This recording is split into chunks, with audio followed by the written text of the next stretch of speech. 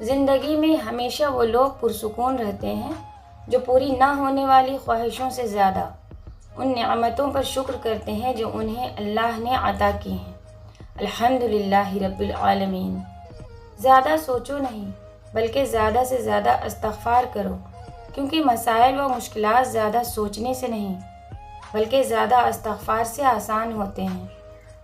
ہمارا تعلق اس نابینا معاشرے سے ہے جہاں اداسی کا یقین دلانے کے لیے آنسو بہانے اور بیماری کا یقین دلانے کے لیے مرنا پڑتا ہے۔ انسان تبھی اللہ کی طرف رجوع کرتا ہے جب وہ دنیا میں اپنا ہر ہنر آزما لیتا ہے اور پھر بھی اسے چین اور اطمینان نصیب نہیں ہوتا۔ پھر اس کو یقین ہوتا ہے کہ صرف اللہ کی محبت کے سوا ہر محبت فنا ہو جانا ہے۔ تحفہ صرف چیزوں کو خوبصورت ڈبوں اور لفافوں میں پیک کر کے ہی نہیں دیا جاتا، بلکہ آپ کے وہ الفاظ بھی تحفہ ہوتے ہیں جو دوسروں کو آگے بڑھنے کا حوصلہ دیتے ہیں۔ اپنی عقل کے مطابق کام کرنے کا نام دین نہیں، اپنا شوق پورا کرنے کا نام دین نہیں، بلکہ اللہ تعالیٰ اور اس کے پیارے رسول صلی اللہ علیہ وآلہ وسلم کے کہنے پر عمل کرنے کا نام دین ہے، ان کی پیروی کرنے کا نام دین ہے۔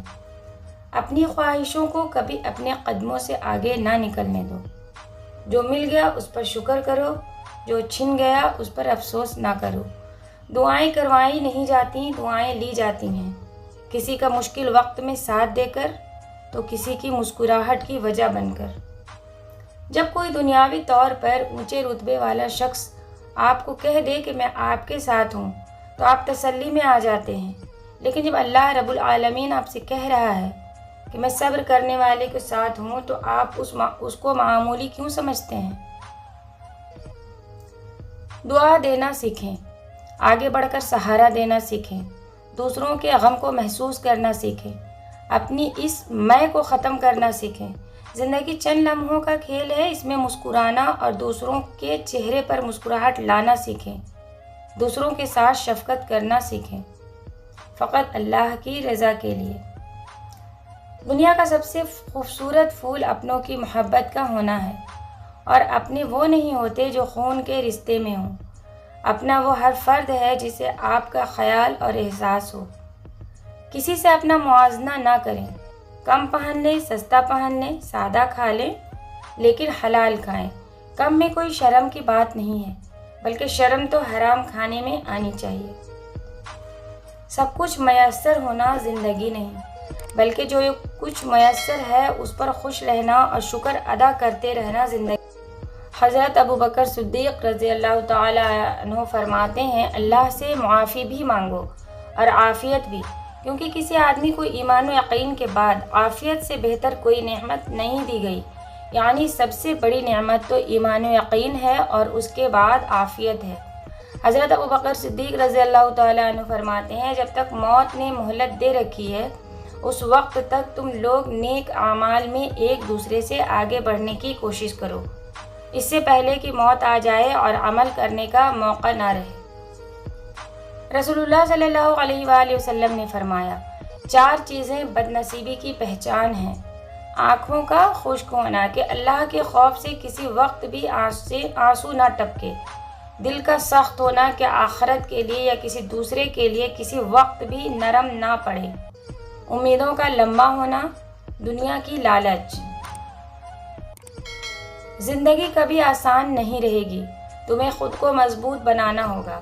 اگر آپ کے اپنوں کو بھی شک ہو گیا کہ آپ کمزور پڑ رہے ہیں تو آپ سے دور ہونے لگیں گے۔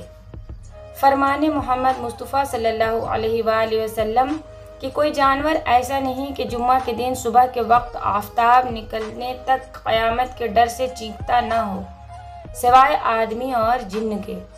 شیخ سعدی رحمۃ اللہ علیہ فرماتے ہیں، جب آپ مجھ میں کوئی عیب دیکھو تو مجھ سے کہو، کسی اور سے نہیں، کیونکہ اس عیب کو مجھے ہی بدلنا ہے، کسی اور کو نہیں۔ مجھ سے کہو گے تو نصیحت کہلائے گی اور اجر لکھا جائے گا، کسی اور سے کہو گے تو غیبت کہلائے گی اور گناہ لکھا جائے گا۔ ہمیشہ جوڑنے کی کوشش کیجیے، توڑنے کی نہیں۔ دنیا میں سوئی بن کر رہیے، قینچی بن کر نہیں۔ کیونکہ سوئی 2 کو 1 کر دیتی ہے اور قینچی 1 کو 2 کر دیتی ہے۔ خوش رہیں، خوشیاں بانٹیں۔ میں نے اپنی زندگی میں چند باتیں سیکھی ہیں۔ ماں باپ کے علاوہ کوئی وفادار نہیں۔ عزت صرف پیسے کی ہے، انسان کی نہیں۔ غریب کا کوئی دوست نہیں بنتا۔ انسان جس شخص کے لیے دل سے مخلص ہو وہ اس کو دکھ دیتا ہے۔ لوگ اچھی سیرت کے بجائے اچھی صورت کو ترجیح دیتے ہیں۔ یہ فانی دنیا ہے، زندگی سوچ سمجھ کر گزارو، کیونکہ جو آج مٹی کے اوپر کرو گے کل مٹی کے نیچے اس کا حساب بھی دینا پڑے گا۔ کوئی آنسو اللہ کو اتنا محبوب نہیں جتنا وہ آنسو جو اندھیری رات میں خوف خدا میں کسی کے آنکھ سے نکلا ہو اور خدا کے علاوہ اسے اور کوئی نہ دیکھ رہا ہو۔ مجھے پسند ہیں وہ لوگ جو اپنے لفظوں سے کسی کی خوشی یا غم میں اتنے اچھے پر اثر جملے ڈھونڈ لاتے ہیں کہ اگلے کی یا خوشی ڈبل ہو جاتی ہے یا غم آدھا رہ جاتا ہے۔ صبح کی نیند انسان کے ارادوں کو کمزور کرتی ہے۔ منزلوں کو حاصل کرنے کے لیے کبھی دیر تک سویا نہیں کرتے۔ وہ قوم آگے بڑھتی ہے جو سورج کو جگاتی ہے۔ وہ قوم پستی میں چلی جاتی ہے جن کو سورج جگاتا ہے۔ آج کی پہلی نصیحت: زندگی کی حقیقت فقط اتنی ہے جب انسان سنبھلنے لگتا ہے تب زندگی لڑکھڑانے لگتی ہے۔ آج کی دوسری نصیحت: ڈگریاں در حقیقت تعلیمی اخراجات کی رسیدیں ہیں، ورنہ علم تو وہ ہے جو عمل سے ظاہر ہو۔ آج کی آخری نصیحت: اللہ تبارک و تعالی رزق کے دروازے کھول دے تو دسترخوان لمبے کر لو، دیوار نہیں۔